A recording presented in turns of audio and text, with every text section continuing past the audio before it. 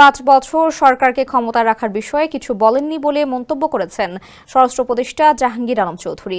এ কথা জনগণ বলেছে বলে উল্লেখ করেন তিনি। মঙ্গলবার সচিবালয়ে আইনশৃঙ্খলা সংক্রান্ত কোর কমিটির বৈঠক শেষে এ কথা বলেন জাহাঙ্গীর আলম চৌধুরী।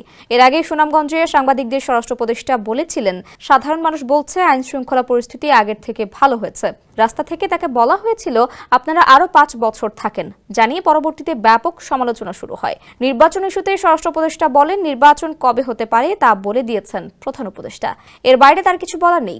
এ সময় তিনি বলেন, চট্টগ্রাম ডিসি হিলে বৈশাখের অনুষ্ঠানের আগের দিন হামলার ঘটনা ঠিক হয়নি। ভবিষ্যতে এ ধরনের ঘটনা যেন না ঘটে সরকার সেই ব্যবস্থা নেবে। এখন যে কোনো ব্র্যান্ডের পুরাতন এসি বদলে নতুন ওয়ালটন এসিতে উপভোগ করুন 25% ছাড়। এদিনে ডিবি প্রধানকে সরানোর বিষয়ে কথা বলেন স্বরাষ্ট্র উপদেষ্টা। তিনি বলেন, পুলিশের চাকরির ক্ষেত্রে যাবে আসবে এটাই তো নিয়ম। মডেল মেঘনা আলমকে আটকের ঘটনায় ডিবি প্রধানকে সরানো হয়নি, এটি একটি স্বাভাবিক প্রক্রিয়া।